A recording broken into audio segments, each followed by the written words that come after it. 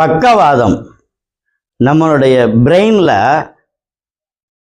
அடைப்பு அல்லது கசிவு.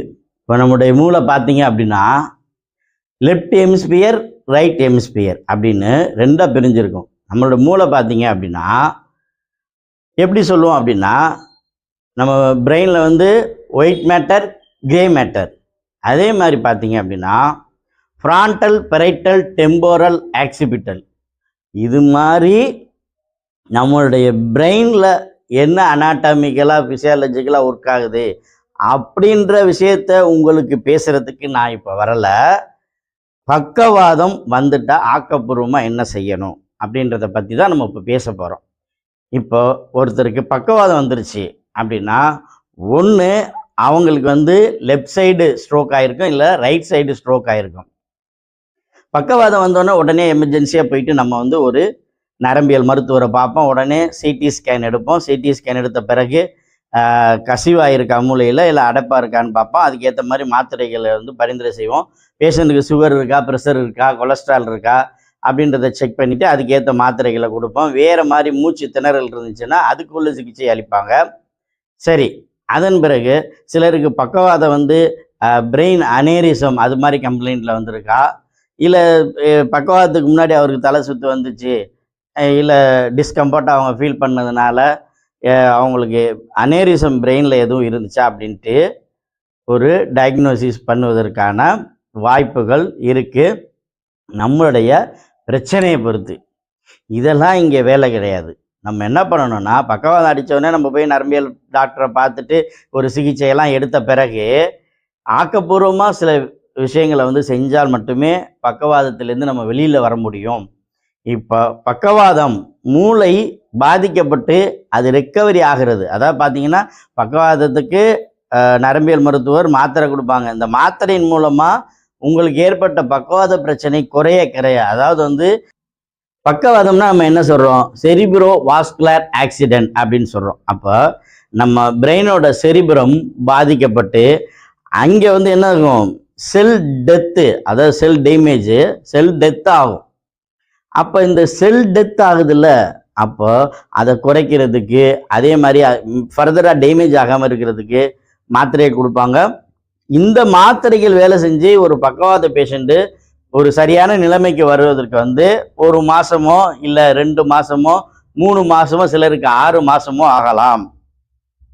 அப்போ நம்ம எடுத்துக்கக்கூடிய மாத்திரை வேலை செஞ்சிருச்சு அப்படின்னா அப்போ பக்கவாதம் குறைஞ்சிக்கிட்டே வந்து மூளையில் நம்மளுடைய பிரச்சனை சரியாகும் போது கை கால்களின் இயக்கமும் சரியாகிக்கிட்டே வரும்.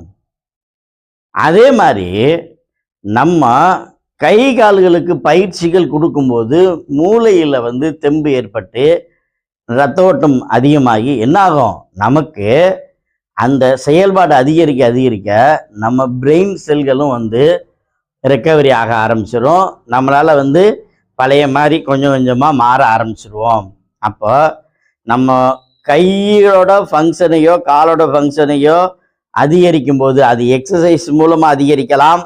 இப்போ இதே மாதிரி நாங்கள் செய்யக்கூடிய ட்ரை நீடிலிங் தெரப்பி அப்படின்போது தசை தூண்டலின் மூலமாக நம்ம அந்த தசையை சரி பண்ணி அந்த ஜாயிண்ட்டோட ஸ்டிஃப்னஸை குறைச்சி அவங்களுக்கு ஒரு இயக்கத்தை கொடுக்கும்போது அதன் மூலமாக ஸ்பீடாக ரெக்கவரி ஆகலாம். இதனால் பிரெயினில் வந்து ஒரு இம்ப்ரூவ்மெண்ட் நடக்கும். அப்போ இது மாதிரி ஆக்கப்பூர்வமான செயல்கள், அதாவது டூஸ் அண்ட் டோன்ட்ஸ்ன்னு சொல்லுவோம் பக்கவாதத்தில். அதாவது என்ன செய்யலாம், இப்போ வந்து பார்த்தீங்கன்னா பக்கவாதம் அடித்தோன்னே நிறைய பேர் பார்த்தீங்கன்னா உடனே நடக்க வைக்கிறதுக்கு முயற்சி பண்ணுவாங்க. அது வந்து என்னால் ஏற்றுக்கொள்ள முடியாது என்னுடைய எக்ஸ்பீரியன்ஸில். காரணம் என்ன அப்படின்னா, பக்கவாதம் அடித்த உடனேயே நாம் நடக்க வைப்பதற்கு ப்ராக்டிஸ் கொடுப்பதற்கு பதிலாக அவங்களுடைய கால் ஸ்ட்ரென்த்து, அதாவது நீ ஃப்ளெக்ஷன் எக்ஸ்டென்ஷனை இம்ப்ரூவ் பண்ணணும். கை ஸ்ட்ரென்த்து, அதாவது வந்து ரிஸ்ட் ஃபங்க்ஷன், எல்போ ஃபங்க்ஷன், அதே மாதிரி ஃபிங்கர் ஃபங்க்ஷனை வந்து நம்ம அதிகரிக்கணும். அதே மாதிரி ஆங்கிள், காலில் ஆங்கிள் ஜாயிண்ட்டோட ஃபங்க்ஷனை இம்ப்ரூவ் பண்ணணும். அதுக்கு பிறகு தான் அவங்கள வாலண்டரியாக நடக்க வைக்க நல்ல ட்ரைனிங் கொடுக்கணும். இது மாதிரி செய்யும்போது அவங்களுக்கு அந்த பக்கவாதத்தினால தசை சோர்வு ஏற்பட்டு தசை வீக்னஸ் ஆகிட்டு அவங்களால ஒரு இயலாமையில் இருந்த நிலைமை மாறி அவங்களா எந்திரிச்சு நடந்து ஒரு நல்ல நிலைமையை அடைவதற்கும் சேதாரம் இல்லாமல், இப்போ மசில் வீக்காக இருக்கும்போது நம்ம என்ன பண்ணுவோம், ஹிப் ஜாயிண்ட் ரொட்டேஷன் போட்டு சுத்துன்னு சுற்றுவோம். அந்த மாதிரி விகரஸாக செய்யும்போது என்ன ஆகுன்னா, ஏற்கனவே வீக்காக இருக்குது ரொம்ப போட்டு சுற்றும் போது அவங்களுக்கு அது என்ன நடக்கும், அதாவது ஹெமிப்ளிஜிக் கெயிட்டாக கூட ஆட்டோமேட்டிக்காக மாறுவதற்கான வாய்ப்பு இருக்குது. அப்போ என்ன பண்ணணும் அப்படின்னா, எடுத்தோடனே ரொட்டேஷன் பண்ணாமல் நம்ம என்ன பண்ணணும், ஹிப்போட ஃப்ளெக்ஷன் எக்ஸ்டென்ஷனை வந்து அதிகரிக்கணும். அதே மாதிரி ஒரு தொட்டி மாதிரி போட்டு நம்ம என்ன பண்ணலாம், ஹிப் ஜாயிண்டோட ஸ்ட்ரென்த்தை வந்து நம்ம கூட்டலாம். அதன் பிறகு பார்த்தீங்க அப்படின்னா கை, இப்போ கைக்கும் பார்த்தீங்கன்னா உடனே ரொட்டேஷன் பண்ணுறோம். அப்போ அதிகமாக ரொட்டேஷன் பண்ணிவிட்டு அந்த பக்கம் அமுக்கி படுத்துட்டாங்கன்னா கை இறங்குவதற்கான வாய்ப்பு இருக்குது. அப்போ என்ன பண்ணணும், அவங்களுக்கு அந்த ரொட்டேஷன்ற மூவ்மெண்ட் இல்லாமல் முதல்ல வந்து ஷோல்டரோட ஃப்ளெக்ஷன் எக்ஸ்டென்ஷன் இம்ப்ரூவ் பண்ணணும், எல்போவை வந்து நல்லா ஸ்ட்ரென்த்து பண்ணணும். அப்போ என்ன ஆகுன்னா ஷோல்டருக்கு ஒரு பவர் கிடைக்கும். இது மாதிரி நம்ம ஒரு ஆக்கப்பூர்வமாக ப்ராக்ரெசிவாக இம்ப்ரூவ்மெண்ட் கொடுக்கும்போது அருமையான ரிசல்ட் வரும். பொதுவாக பக்கவாதம் பாதிக்கப்பட்டவங்க பக்கவாதத்தினால மட்டும்தான் பாதிக்கப்பட்டிருக்காங்க அப்படின்னு சொல்ல முடியாது. அவங்களுக்கு முழங்கால் மூட்டு வலி இருக்கலாம், இடுப்பு வலி இருந்திருக்கலாம், தசை வீக்னஸ் இருந்திருக்கலாம், ஏற்கனவே ஆர்த்தரைட்டிஸ் இருந்திருக்கலாம். இது மாதிரி வேறு ஏதாவது பிரச்சனைகள் இருந்துச்சா, இல்லை வேறு உடம்புல அவங்களுக்கு எதுவும் டிசீஸ் இருந்துச்சா, ஹார்ட் கம்ப்ளைண்ட்டு, கிட்னி கம்ப்ளைண்ட்டு, இது மாதிரி ஏதாவது கம்ப்ளைண்ட் அவங்களுக்கு இருந்துச்சா, இல்லை லிவரில் எதுவும் பிரச்சனை இருந்துச்சா, இப்படி எல்லா வகையிலையும் நம்ம அவங்கள வந்து ஒரு டயக்னோஸ் பண்ணணும். அப்படி டயக்னோஸ் பண்ணி மாத்திரை மருந்துகள் மட்டும் எடுக்கிறதோட இந்த பிசியோதெரபி சிகிச்சையை நாம் முறையாக எடுத்துக்கொள்ளும்போது அந்த ரிசல்ட்டுன்றது வந்து அருமையாக வர ஆரம்பிக்கும். இப்போ நான் ஒரு 13 இயர்ஸ் ப்ராக்டிஸில் இருக்கும்போது எல்லாரும் மாதிரியே ஒரு ட்ரீட்மெண்ட்டு தான் நானும் பண்ணிக்கிட்டு இருந்தேன். அதன் பிறகு ஒரு மாற்றம் அப்படின்போது நம்ம பக்கவாதத்துக்கு என்ன மாதிரிலாம் சிகிச்சை கொடுக்கலாம் அப்படின்போது நம்ம ட்ரை நீடிலிங்கில் வந்து பார்த்திங்கன்னா நம்ம ஜாயிண்ட்டை வந்து ஈஸியாக வந்து நம்ம வந்து ஒரு ஃப்ளெக்சிபிலிட்டியாக மாற்ற முடியும். அதே ட்ரை நீடிலிங்கை வந்து நம்ம ஜாயிண்ட்ஸுக்கு அப்ளை மசில்ஸில் அப்ளை பண்ணும்போது அப்போ அந்த ட்ரை நீடிலிங் தெரப்பியை வந்து நம்ம மசில்ஸில் வந்து உள்ள டைட்னஸை குறைச்சி நம்ம ஜாயிண்ட்டை இம்ப்ரூவ் பண்ணும்போது என்ன ஆகும் அப்படின்னா அந்த பக்கவாதம் சரியாகிறது எளிமையாக மாறிவிடும். அப்போ இது மாதிரி நம்ம வந்து ஒரு ஆக்கப்பூர்வமாக நம்ம வேலை செஞ்சோம் அப்படின்னா ஈஸியாக ரெக்கவரி ஆகும். சில பேர் வந்து பந்து வச்சு ஒரு பக்கமாகவே அதிகமாக அமுக்கிக்கிட்டே இருக்கிறதுனால எங்கள் பிரெயினில் வந்து டாமினன்ட் ஆயிரும். அப்போ ஃப்ளெக்ஷன் டாமினன்ட் ஆயிரும், எக்ஸ்டென்ஷன் வராது. அப்போ உடனே பந்தை கொடுத்து இது பண்ணுறதுக்கு பதிலாக, எக்ஸசைஸ் பண்ணுறதுக்கு பதிலாக நம்ம ஒருத்தர் செஞ்சு விடணும். அதாவது ஃபிசியோதெரபிஸ்ட் வீட்டில் உள்ளவங்களோ நீங்கள் அந்த பயிற்சிகளை செஞ்சு விடும்போது நல்ல ரெக்கவரி கிடைக்கும். அதே மாதிரி பேஷண்ட் அவங்களா முடியாத பட்சத்தில் ரொம்ப ஸ்ட்ரெயின் ஆகி எக்ஸசைஸ் பண்ணாமல் பேஷண்டால் செய்ய முடியாத சமயத்தில் வந்து ஃபிசியோதெரபி நல்ல முயற்சி பண்ணலாம். வீட்டில் உள்ளவங்க சப்போர்ட் பண்ணி அவங்களுக்கு பயிற்சி செஞ்சு விடலாம். இது மாதிரி பண்ணும்போது எளிமையாக, அதாவது பக்கவாதம் வந்து ஒரு சேதாரம் இல்லாத நிலையை கொண்டு போக முடியும், அவங்கள அருமையாக ரெக்கவரி பண்ண முடியும்.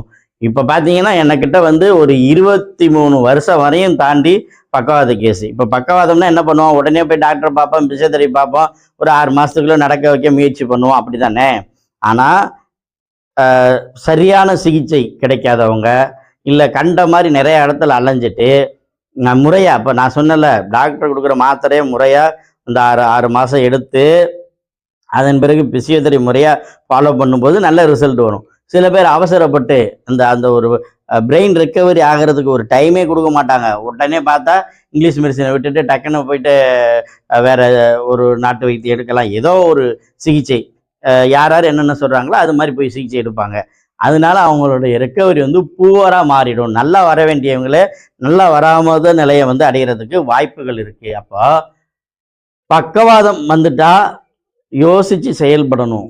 அதே மாதிரி மாத்திரை எடுக்கணும், ஃபிசியோதெரபி பண்ணணும். அதே மாதிரி ஃபிசியோதெரபியில் உள்ள இப்போ இந்த அட்வான்ஸ் மெத்தடான ட்ரை நீடிலிங் தெரப்பி, அதே மாதிரி வந்து ஒரு பக்கவாத பேஷண்ட்டுக்கு என்ன சிக்கல் இருக்கோ, இடுப்பு வலி இருக்கலாம், முழங்கால் வலி இருக்கலாம், இது மாதிரி சிக்கலையும் சரி பண்ணி அவங்களுக்கு ட்ரீட்மெண்ட் கொடுக்கும்போது பக்கவாதம் எளிமையாக சரியாகும்.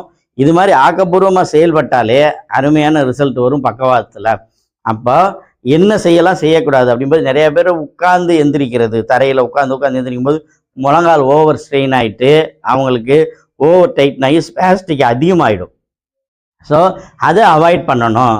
அதே மாதிரி பார்த்தீங்கன்னா ஆரம்ப கட்டத்திலே பக்கவாதத்துக்கு என்ன பண்ணணும்னா முகத்துக்கு வந்து ஃபேரடிக் ஸ்டிமுலேஷன் கொடுக்கணும். அப்போ மிடில் ட்ரங்க் லோயர் ட்ரங்க் நம்ம நல்லா ஸ்டிமுலேஷன் பண்ணோம்னா அவங்களுக்கு டங் மூமெண்ட் நல்லாயிருக்கும், நல்லா சாப்பிட முடியும், பேச்சு நல்லா வரும்.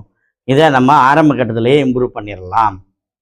அதே மாதிரி பார்த்தீங்க அப்படின்னா ஒரு பக்கவாத பேஷண்ட்டுக்கு அவங்களுடைய நீ ஸ்ட்ரென்த்து, அதாவது நீ ஃப்ளெக்ஷன் எக்ஸ்டென்ஷனை எவ்வளோ சீக்கிரம் கொண்டு வரோமோ அவ்வளோ சீக்கிரம் பேஷண்ட் எளிமையாக எந்திரிச்சு நடப்பாங்க.